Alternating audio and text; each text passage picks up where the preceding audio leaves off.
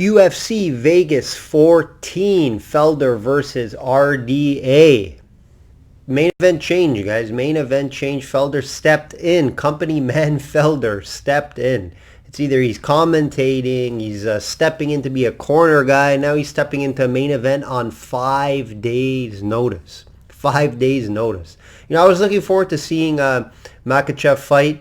He hasn't fought for a bit there, and I wanted to see how good he really is, right, with this competition, fighting RDA. It would be the toughest guy he's fought. It would have been exciting to see. Unfortunately, injuries do happen. It is a part of the game.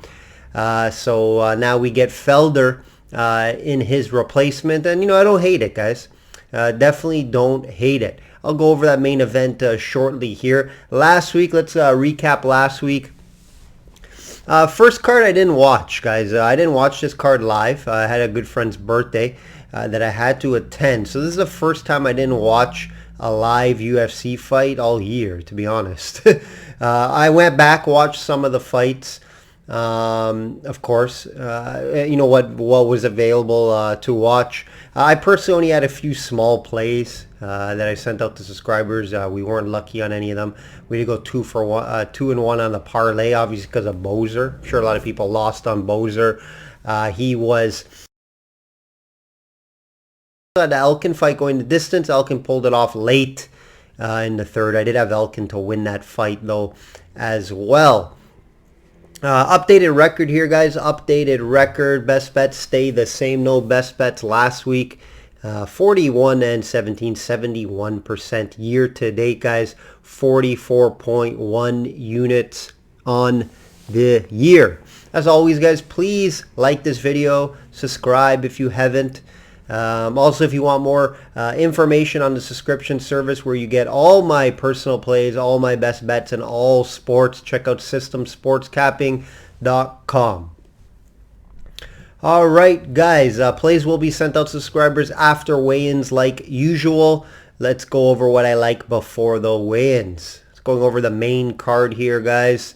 Like usual, that Daniel Rodriguez fight got scrapped, so they moved up the ladies, which I'll go over here shortly. Let's start with the main event, guys. Main event, 5-round fight. Paul Felder plus 160 versus RDA minus 188. And, you know, Paul Felder wanted it to be 5. I'm sure he could have requested it to be 3 on 5 days notice, but he wanted it to be 5. You know, if this fight was a full camp for both, I would like this main event a little more, right? However, it isn't. Paul coming on the 5-day notice. RDA had a full training camp, however, for a different guy, right? So sometimes that can be an issue, but cardio-wise, there should be no issue, right? The shape that he's in, there should be no issue. Fighting style, sure, different fighters, but Felder's coming in on a 5-day short notice, right? Personally, I think obviously this is a better opponent for RDA, personally, right? Islam, I think, was going to win that fight fairly easily, guys. Maybe not fairly easy. I still could say maybe possibly decision, but Islam winning the fight. Now for Felder, this isn't a normal 5 days notice, like most guys. Now, Felder is in great shape, guys. I don't think he's cutting much weight for this fight. He's been training for a triathlon, which means you need to be light, right? You need to run a lot, you need to bike a lot, you need to swim a lot, etc. So he's light. That's why he took this fight. That's why right when he heard Islam was gone, he mentioned in an interview, oh, maybe they'll ask me. And he was right. They asked him, right? So I don't think it's going to be too much of an issue, him jumping in late notice. Has he been training UFC, MMA though? No. He hasn't, right? So obviously he's going to the next few days here. His cardio should be top notch, not worried about that. He's used to going decisions. He came off a hooker fight that went 5. And like I said, he requested it to be 5. You know, Paul will be the bigger guy in there. He will want to make it a kickboxing fight, right? That's what he's going to want versus RDA. I think RDA will try and stand with him. However, if it's not playing out like he thinks on the feet, he can bring it to the ground, right? Where I do think he has the advantage. I expect a ton of leg kicks in this one early first and second round. Both guys working, especially Felder. I think both guys may be limping after this one. Paul's last fights, let's go over them quickly here. 4 of them went to decision, right? His last one was versus Hooker, which I mentioned, was a split 5-round fight. We know how good Hooker is. RDA's on a 2-fight losing streak. He has lost his last 4 of his last 5 fights. Moving to 155 may help him here. 4 of those fights were decisions, guys.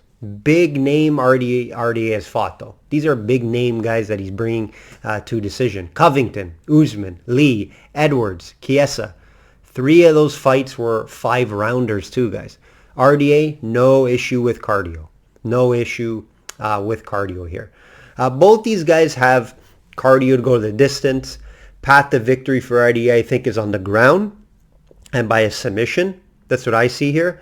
Felder's path, I think, would be with his kickboxing. Felder knows RDA well. Studied him for this broadcast this weekend. Studied him when he was cornering a fight as well in training camp. He was helping out a guy in training camp. I can't remember who he mentioned it was, but he did mention this week. Also with Felder, like I said, his path will be the kickboxing and stand-up. I think, though, if it goes to the later rounds, 3rd, 4th, 5th, he will gas out a little bit. I think just because, like I said, yeah, he's been training for the triathlon, but it's different in there, right? It's different in the MMA world. And like I said, RDA has the cardio to go the 5. He's done it multiple times. He's been training for a 5-round fight. So I think that benefits RDA here, right? I just think the 5 days notice, the no MMA training recently, 1 foot out the door to retirement maybe, right? He was going to possibly retire if he didn't get a fight. I just think it's a little too much to overcome here, so I do like RDA to get it done.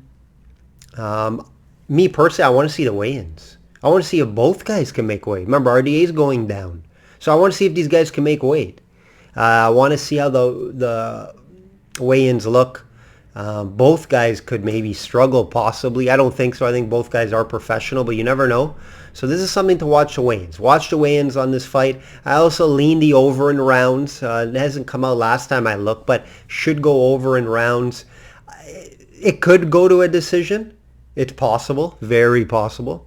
But I would lean RDA maybe to finish her before that, especially because the whole scenario around Felder here. But definitely look out for the weigh-ins on this main event. Should be a good fight, I think, guys. I'm just happy it was saved, because if this main event wasn't saved and we're making the next fight the main event, we would be in trouble. This card already isn't great, especially after this main event here. So it's tough to find some value in some plays here, but like I always find something, and I always give you guys leans and what I think about the fight.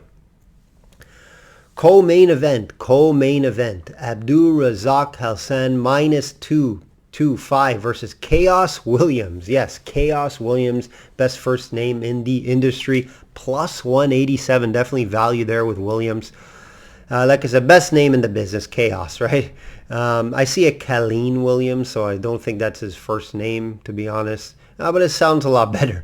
This is going to be a brawl, guys. Heavy punchers. I think both guys will be throwing early, looking for that knockout. Someone should be knocked out in this one early. I don't see this fight going 3.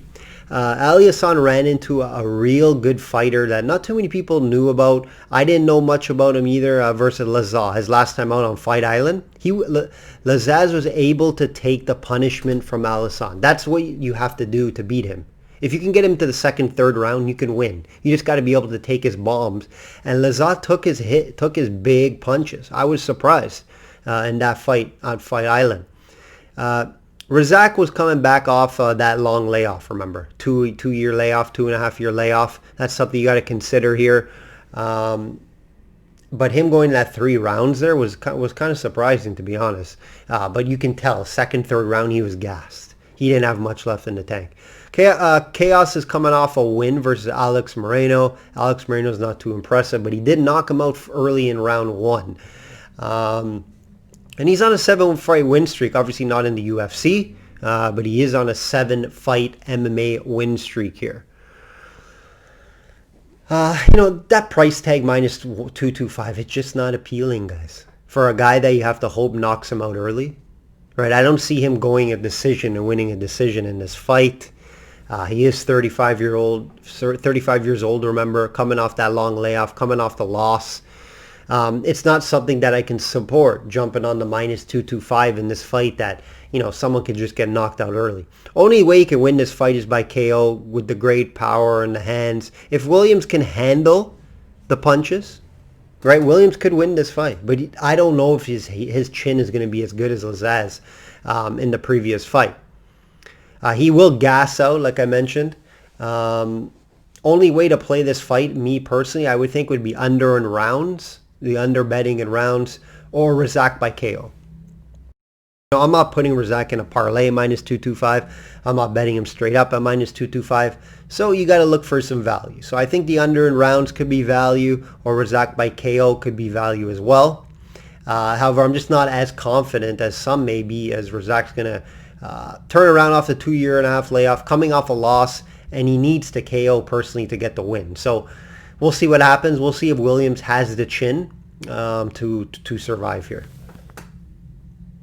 Next fight here, Julian Marquez. Another fight, guys, I'm staying away from. Minus 300 versus Safarov, plus 240.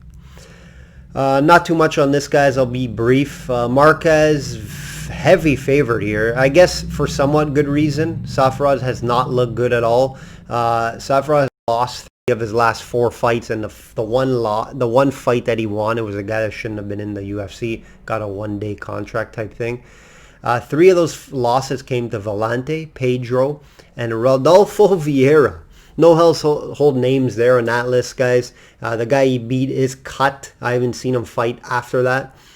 And he's just pure garbage. So we can't go off that win. Marquez, though, he's been hurt. He hasn't fought since July 2018. Is coming off a loss. He has a couple big wins over Darren Stewart and Phil Haas. A couple guys you may know. However, this was in 2017, right? This isn't a fight that I'll be involved in, like I mentioned. It's too high, minus 300 for a guy that has been off for 2.5 years. You know my rules. Guys that are off for a while, coming off injuries, I don't bet them. And it works out a lot more than it doesn't for me. So I'm going to stay away from this one. If you ask me to pick, sure, I'll take Marquez just because he's a huge favorite, and I don't think Safarov is good at all. However, what I just said, right? The long layoff. Don't get involved in these type of fights, guys. There's so many fights on the board. Why bet this fight? Unless you're one of those guys that bet 12-team parlays or 12-fight parlays, then yeah, put Marquez in it. But, this is a hard pass for me. It's not something I'll be on, and I'm not going to go over this fight any longer. Next fight that got moved up from this is going to be the prelim main event. Prelims main event.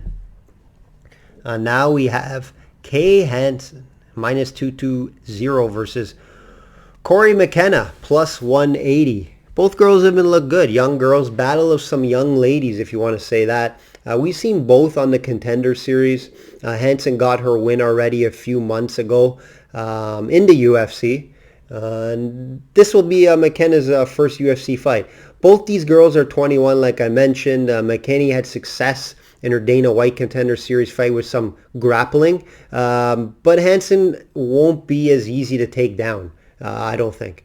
HANSON showed her toughness in that fight versus Fry. She got pieced up on the feet, but when it came to grappling, she dominated. Now, Fry, let's be real, Fry cannot grapple at all. She's probably the worst wrestler in the division, but good striker. I think HANSON got pieced up there. She was cut, too. She was bleeding, but came back strong.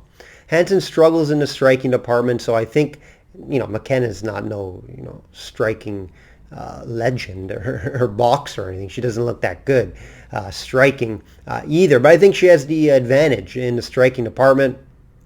I expect HANSON's path would be to wrestle and to grapple, but I think they're both evenly matched. I don't know why it's minus 220, to be honest, guys. Obviously, I guess because HANSON got the win already in the UFC, McKenna's debut. But I think this is going to be a grinded out type fight, and I definitely do think it's going to go 3. I won't be laying minus 220 with KHANSON, values with McKenna. So if you're looking for some value, I would lean to McKenna at plus 180. I won't have a bet on the side here, but I'll be waiting to see what it comes out at as the over in rounds and going the distance. Next fight here, we got Eric Anders is back in the ring, minus 140 versus Antonio Aurora, plus 110. Another fight I'm not crazy about or excited to be placing a wager on. The ex-Alabama linebacker who never really got anything going in the cage, right? People had high hopes because he was athletic. But, you know, football doesn't always carry over to the UFC. I had to go back and watch some Aurora's tape, to be honest, guys. I didn't recall or know how too much about him. Just on the top of my head, at least. He's coming off a loss to Andre Munoz, who I like. Aurora was on the Brazilian Contender Series, and that's where I remembered him from. I see this fight closer to a pick'em, you know, minus 110, maybe minus 120 for Anders. So there is some value with Aurora, but this isn't a fight I'll be involved in from a side standpoint. I see it being like a grinded out type fight. Anders does fight a lot of decisions. It could go the distance here. I lean Anders, but I'll have no play on this fight. Last fight here, I think it's a good one, guys, and there's a short notice. It just came on the card not too long ago. Sean Strickland, minus 110 versus Brandon Allen, minus 110. And the line tells you this. It should be a good fight, guys. Very close. You probably recognize these two names from recent weeks, right? Strickland fought 2 weeks ago and got a win in his return fight. He was off with injury. And Brandon Allen was supposed to fight last weekend versus Ian Heinisch, and Heinisch got COVID. That was going to be a good fight. Both guys didn't like each other. Quick turnaround for Strickland, however, it seems, right? He wants to be active since he missed that time with injury, wants to get paid. Allen wanted a fight too. He was talking about getting a paycheck, so he jumped on this fight right away. Strickland didn't look great in his return, guys. He did do enough to win. He was a minus 300 favorite in that fight, and it didn't show in the return. He won fairly easily, don't get me wrong, but it wasn't impressive. This is a catch weight fight at 195 pounds, which I think favors Allen because Allen's going to be the bigger guy in there. So we know what Allen likes to do. He likes to wrestle. He likes to grapple. So if he's going to be the bigger guy, I think he can pull out a sneaky, just ugly win. That's his only way. But he has issues wrestling for 3 rounds. So that could be an issue here, right? Strickland's going to be the better striker. Allen's not going to want to strike with him. We've seen Allen strike in his previous fight with Dukakis, and he struggled, right? Allen's going to have to get to this onto the ground and win it there. But Strickland's takedown defense is pretty solid. So that's why the line is for this reason, right? Is Allen going to be able to take Strickland down and dominate him on the ground? That's the path for Allen's victory, and that's the case of this whole fight. Allen's not going to want to strike with Strickland. Allen's going to want to take him to the ground. Can he take him to the ground? That's the question, right? I can see this going 3 as well. Possible decision. Grind it out, one guy. If you ask me who, I'll lean Allen just because the hype. But Strickland has the kilometers. He has the experience. He's been there with Usman. He's been there with big guys, big names. So it's tough to say. I lean Allen. I don't have a play on it. I like it to go 3, though. So look at that and the round over. All right, guys, that will do it for this card. I'll leave you with a quick underdog play that could hit. Look at McKee plus 162. McKee plus 162. There is some value there. All right, guys, enjoy the card. It's not the best card. We all know that, especially losing that main event. Felder saved the day. He saved the card. Excited to see how that fight plays out. Like I always say, guys, obviously subscribe. Check out systemsportscapping.com for more information. And again, like I always say, bet smart and know your limits. Take care.